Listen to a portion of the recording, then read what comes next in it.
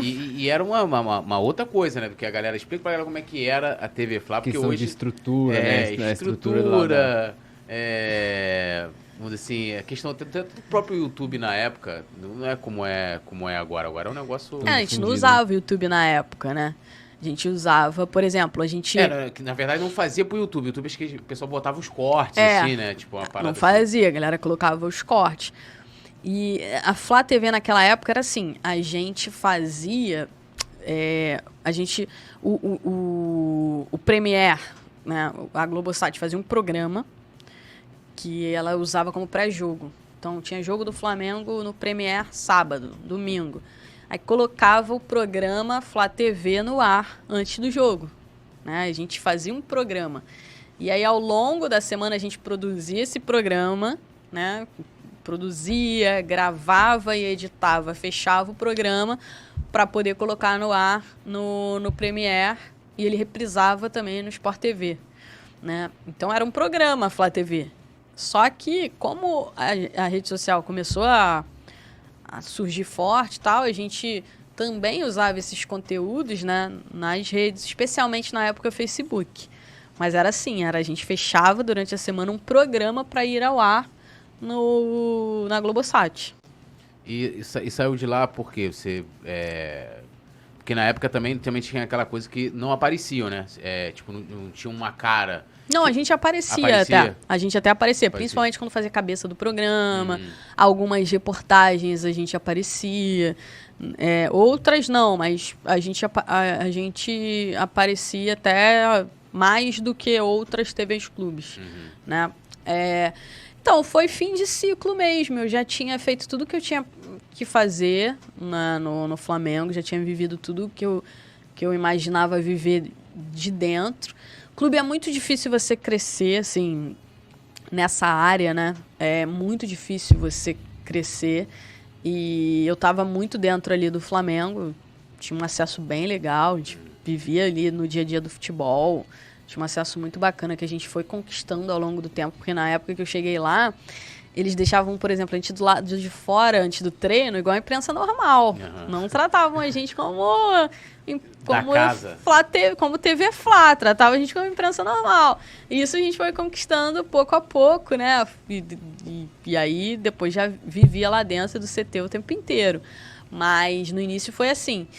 E o clube também troca muito. Diretoria. Na época que eu tava no Flamengo, acho que o Flamengo teve uns 4 ou 5 diretores de futebol diferentes. Teve o Pelaipe, teve o Felipe Ximenes, teve o Rodrigo Caetano, enfim, troca muito. E quando troca, muita coisa troca, né? Muita coisa troca. Então, você tem instabilidade, você não tem estabilidade. E eu já tinha pegado uma experiência boa e recebi um convite muito bom também, né? Que era para trabalhar na Perform, que é a empresa que é a dona da Gol, onde eu tô até hoje. Mas já como... Na época, era para um projeto da Seleção Brasileira, que se chamava Brasil Global Tour, que era para fazer todos os jogos da Seleção Brasileira no mundo inteiro. Então, para mim, foi maravilhoso, foi, tipo, muito legal. E na época, para mim, era um patamar acima, né? Eu comecei a viajar bastante, conheci muitos lugares. Tive um outro acesso bem legal também, que aí já é em relação à CBF, né? Então, para mim, naquele momento, era uma proposta que não dava para recusar. Foi quando eu saí. E ainda não era para essa coisa de apuração, né? Que é o que mais ou menos você praticamente faz hoje. Não, ainda não. É porque você dá mais notícia do Flamengo, mas não é, vamos dizer assim, só Flamengo, né? Não, acompanhava, né, o Flamengo, mas o foco mesmo era a Seleção Brasileira, assim. Não era aquele dia a dia mais forte de Flamengo. O foco era a Seleção Brasileira. E como a gente tinha o tour da Seleção Brasileira, a gente tinha muita coisa para planejar quando a Seleção Brasileira não estava jogando. Durante esse período, por exemplo, a seleção jogou na Austrália. E aí a gente tinha redes sociais e site em inglês, por exemplo, que era um conteúdo para fora, que não era um conteúdo aqui para o Brasil. Então a gente entrevistava ídolos da seleção brasileira, e jogadores, e treinadores. Era uma série de conteúdos especiais que a gente tinha que fazer e que demandava tempo, né? Eu basicamente produzia, reportava, traduzia. Então não tinha muito tempo para ficar assim atrás, apurando coisas de Flamengo na época. E até foi algo que eu optei, porque como eu tinha acabado de sair do Flamengo, né? Não era legal começar já fazendo apuração, porque eu sabia tudo que acontecia dentro do clube. Eu sabia absolutamente tudo, porque eu vivia o dia a dia ali. Eu estava direto dentro do futebol do Flamengo. Então, não era legal eu sair e imediatamente começar a apurar. Eu precisava de um período para poder fazer isso depois. Um tempo sabático, né?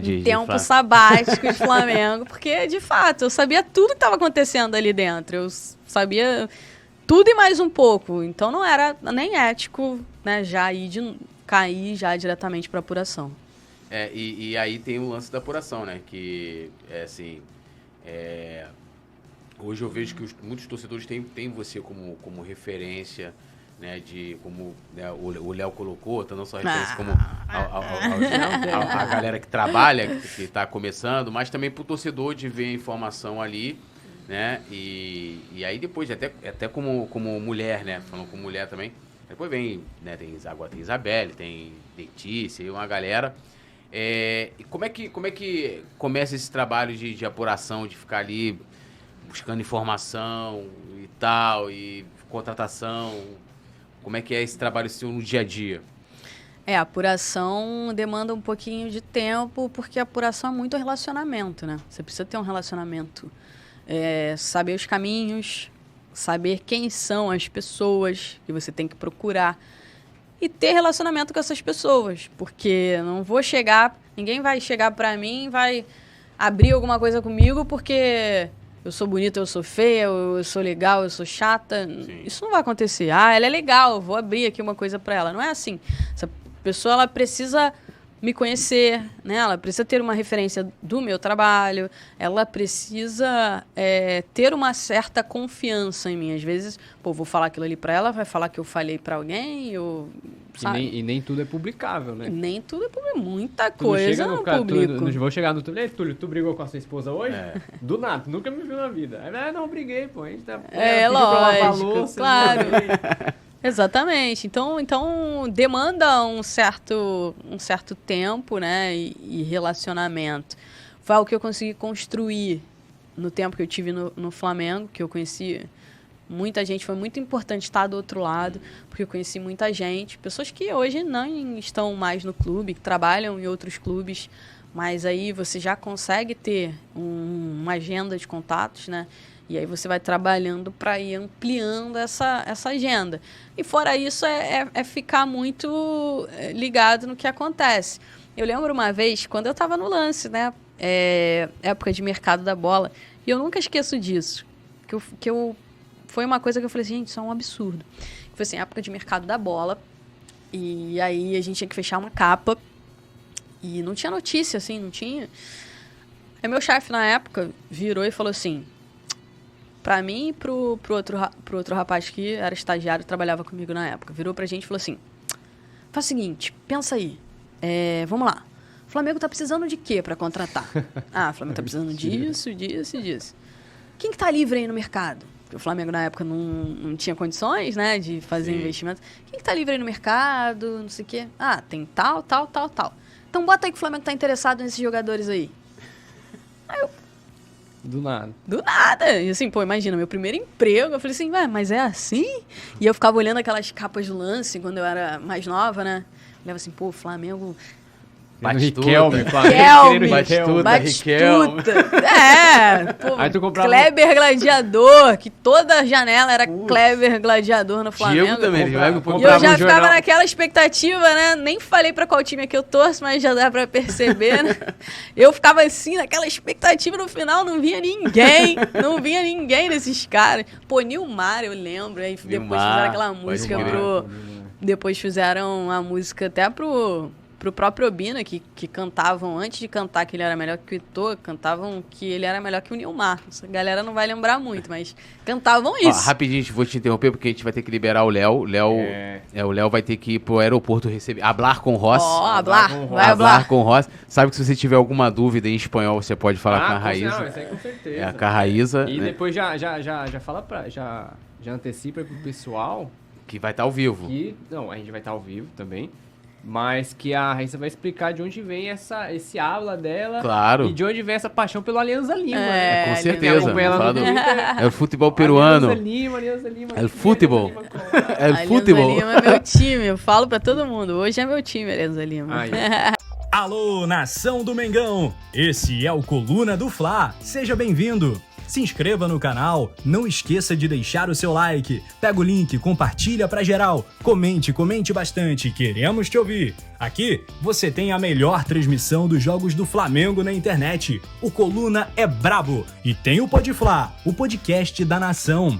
É muita resenha e um show de cobertura do maior do mundo, do jeitinho que a nação merece. Esse é o Coluna. Saudações rubro-negras.